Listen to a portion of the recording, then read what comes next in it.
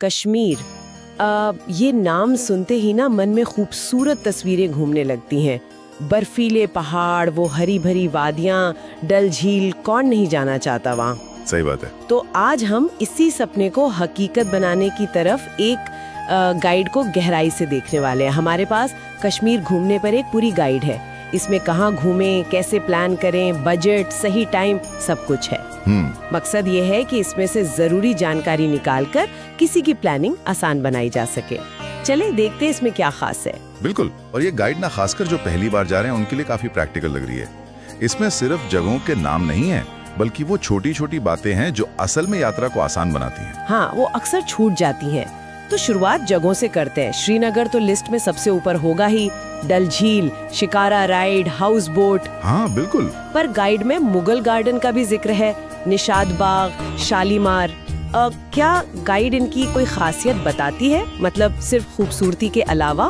हाँ, खूबसूरती तो जाहिर है, पर गाइड इशारा करती है कि कैसे इन बागों का डिजाइन, पानी का इस्तेमाल, वो उस वक्त की इंजीनियरिंग का नमूना है। मतलब ये सिर्फ सुंदर नहीं है, काफी सोच समझकर बनाए गए थे। अच्छा। और फिर शंकराचार्य मंदिर है, परी महल है, इनका भी जिक्र है गाइड में। ठीक है। श्रीनगर से आगे बढ़े तो गुलमर्ग, गोंडोला का नाम तो सुना ही है। गाइड कहती है एशिया की सबसे ऊंची केबल कार। हाँ। क्या इसमें बस ऊंचाई ही खास है या कुछ और भी? देखिए, ऊंचाई तो अपने आप में एक अनुभव है। जो नजारे दिखते हैं ना, वो तो कमाल है। पर गाइड ये भी बताती है कि सर्दियों में यही गोंडोला स्कीइंग और स्नो बोर्डिंग के शौकीनों को ऊपर ले जाती है। अच्छा।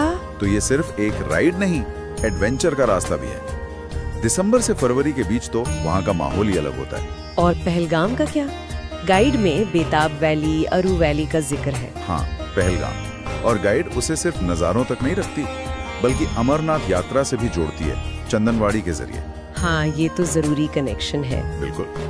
इससे पता चलता है कि कश्मीर में कैसे प्रकृति, एडवेंचर और आस्था सब साथ साथ है। सोनमर्ग का थाजीवास ग्लेशियर भी ऐसा ही है। पोनी राइड से वहां जाते हैं। अच्छा। और हाँ, एक अच्छी बात गाइड में ये भी है कि जिन्हें ज्यादा भीड़ पसंद नहीं, उनके लिए युस्मर्ग या दूध पथरी जैसे ऑप्शन भी दिए हैं, शांत जगहें। सही है। तो इतनी सारी जगह हैं, क्या गाइड कोई प्रैक्टिकल प्लान भी देती है, मतलब एक यात्रा कार्यक्रम जैसा कुछ? हाँ, एक 7 दिन का सैंपल प्लान दिया है। जैसे श्रीनगर पहुंचो, लोकल घूमो, फिर एक दिन गुलमर्ग, फिर पहलगाम, सोनमर्ग और फिर श्रीनगर से वापसी।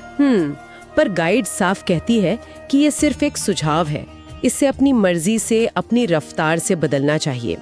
और सच कहूँ तो शायद हर जगह ठीक से घूमने के लिए 7 दिन कम भी लगे। हाँ, ये तो है। अच्छा, और इस सब के लिए सबसे जरूरी चीज पैसा। बजट पर गाइड क्या कहती है, कुछ अंदाजा? हाँ, अंदाजा दिया है 7 दिन के लिए एक व्यक्ति का।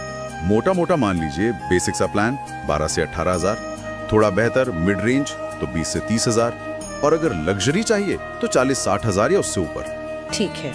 इसमें एक जरूरी बात ये भी है कि पीक सीजन, मतलब गर्मियों और सर्दियों में ये रेट्स बढ़ सकते हैं, तो ये जानना जरूरी है। सही है। और जाने का सबसे अच्छा टाइम, मौसम के हिसाब से क्या सुझाव है? गाइड कहती है सबसे अच्छा टाइम इस पर निर्भर करता है कि क्या देखना है। जैसे मार्च से जून तक मौसम बढ़िया रहता है घूमने के लिए। ट्यूलिप भी खिलते हैं इसी टाइम। हाँ, ट्यूलिप गार्डन तो बहुत मशहूर है। बिल्कुल। फिर पतझड़ यानी सितंबर अक्टूबर, तब चिनार के पत्ते सुनहरे हो जाते हैं, भीड़ भी कम होती है। और सर्दी दिसंबर से फरवरी, वो बर्फबारी और गुलमर्ग में स्कीइंग वगैरह के लिए। तो हर मौसम का अपना मजा है। हाँ, हर मौसम का अपना अलग रंग है। तैयारी के लिए कुछ खास टिप्स गाइड में? मतलब क्या ध्यान रखें? हाँ, कुछ जरूरी बातें बताई गई हैं, जैसे अपना वैध आईडी प्रूफ हमेशा साथ रखें, गर्म कपड़े जरूर रखें, चाहे गर्मियों में ही क्यों ना जा रहे हो, ऊंचाई पर मौसम कभी भी बदल सकता है। हाँ, ये तो पहाड़ों में होता ही है। और हाँ, बाहर के प्रीपेड सिम अक्सर वहाँ काम नहीं करते, तो शायद लोकल सिम लेना पड़े। गोंडोला की टिकट अगर ऑनलाइन बुक कर लें तो टाइम बचता है, और दूर दराज के इलाकों के लिए थोड़ा कैश रखना अच्छा रहता है। और सबसे जरूरी, वहाँ की संस्कृति, वहाँ के लोगों का सम्मान करें। बिल्कुल। अच्छा, खाने पीने और शॉपिंग का जिक्र है। हाँ, बिल्कुल। रोगन जोश, यखनी और कहवा, वहाँ का खास चाय जरूर ट्राई करने को कहा गया है। और शॉपिंग में केसर, पश्मीना शॉल, सूखे मेवे वगैरह के सुझाव हैं। तो इस पूरी बातचीत और गाइड को देखकर क्या लगता है, मतलब खास बात क्या निकल कर आ रही है? ये सिर्फ एक लिस्ट तो नहीं लग रही। नहीं, बिल्कुल नहीं। असल में यहाँ आकर्षक बात ये है कि ये गाइड कैसे एक, जिसे कहते हैं ना, सपनों की मंजिल, उसे एक असल प्रैक्टिकल प्लान में बदल देती है। हाँ। ये दिखाती है कि थोड़ी सी प्लानिंग और सही जानकारी हो तो कश्मीर जैसी खूबसूरत और हाँ, थोड़ी संवेदनशील जगह का अनुभव भी कितना आसान और यादगार हो सकता है। ये सिर्फ खूबसूरती नहीं दिखाती, उस तक पहुंचने का रास्ता भी समझाती है। तो इस पूरी जानकारी के बाद एक सवाल मन में आता है। कश्मीर के इतने सारे पहलू हैं, नज़ारे, संस्कृति, एडवेंचर, सुकून। जब कोई अपनी यात्रा की योजना बना रहा हो तो उसके लिए इन सब में से कौन सा पहलू सबसे ज्यादा मायने रखेगा? ये शायद सोचने वाली बात है अपनी यात्रा प्लान करते वक्त।